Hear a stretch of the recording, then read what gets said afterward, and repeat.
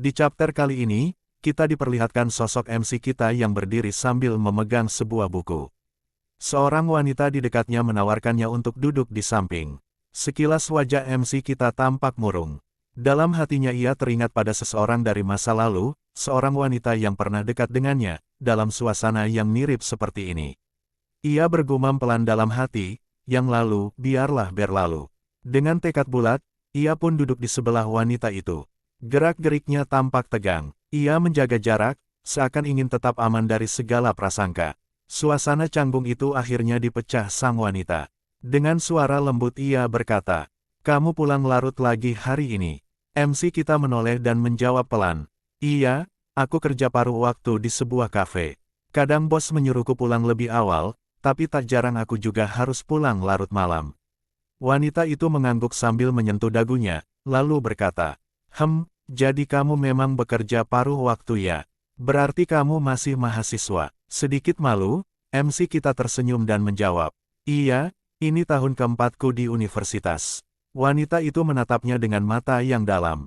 "Pasti sulit, ya, belajar sambil bekerja sampai larut malam. Tak ingin hanya jadi pendengar?" MC kita balik bertanya, "Kalau begitu, apa kau juga baru pulang kerja sekarang?" Wanita itu tersenyum misterius. Lalu dengan nada menggoda ia menjawab, "Tidak, aku cuma suka nongkrong dulu dengan pria yang punya selera aneh sebelum pulang." MC kita terkejut, matanya membesar. "Pria, berselera aneh?" Dengan santai wanita itu menambahkan, "Ya, kau tahu kan, pria-pria dengan selera hardcore, unik, aku sering melayani klien seperti itu sebelum pulang." MC kita terdiam, bayangan liar berkelebat di kepalanya. Ia mulai bertanya-tanya, apa maksudnya? Dunia gelap apa ini yang tak pernah aku ketahui? Melihat wajah kebingungan itu, wanita itu tersenyum nakal lalu meliriknya. "Hei, jangan salah paham dulu. Maksudku, itu di studio musik. Banyak band dengan anggota pekerja kantoran yang menyewa studio di malam hari. Aku kebetulan manajer di sana. Jadi wajar kalau aku pulang larut malam, bahkan kadang begadang semalaman."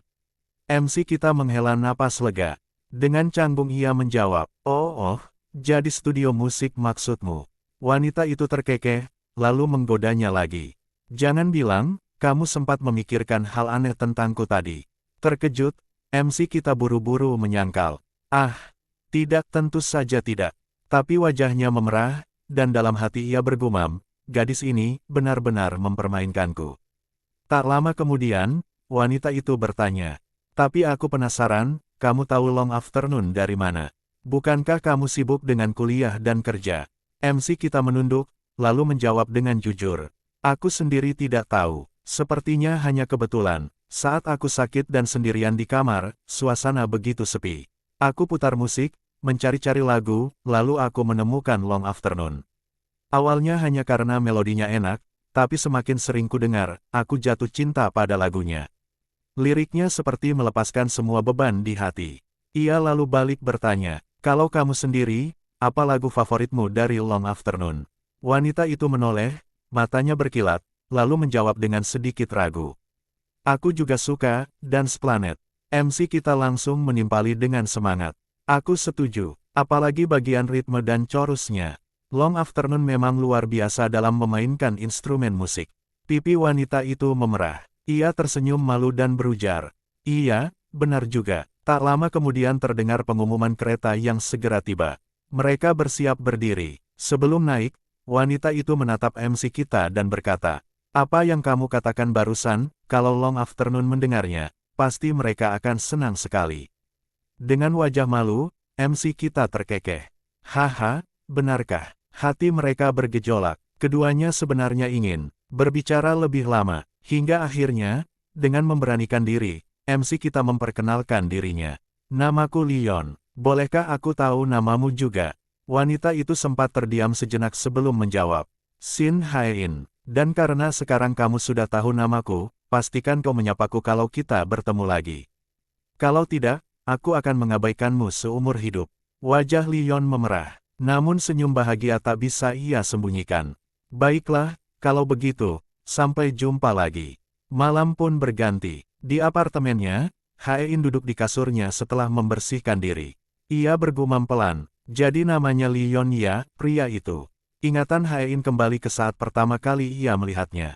Saat itu di dalam kereta, Li Yon duduk di sebelah seorang pria mabuk. Dompet pria mabuk itu terjatuh. Alih-alih membiarkannya, Li Yon mengambil dompet itu dan memasukkannya kembali ke saku sang pria.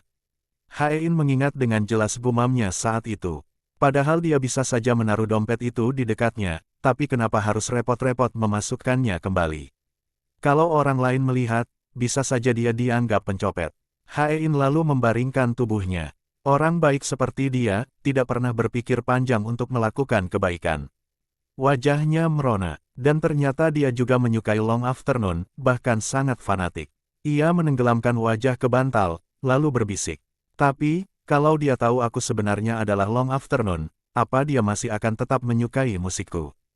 Bayangan masa lalu yang pahit berkelebat. Teman-temannya dulu selalu meremehkannya. Ia menggeleng keras. Ah, menyebalkan. Tak perlu aku memberitahunya siapa aku sebenarnya. Orang yang benar-benar menyukai Long Afternoon, pasti jatuh cinta pada musiknya, bukan pada sosok di baliknya. Dengan tenang ia memejamkan mata. Selama aku terus menciptakan musik yang bagus, tak apa jika karakter Qin Oh yang selalu mendapat perhatian. Aku akan tetap ada di balik layar. Begitulah akhir cerita di chapter ini, teman-teman. Jangan lupa dukung channel ini dengan klik tombol suka, dan subscribe bagi yang belum subscribe.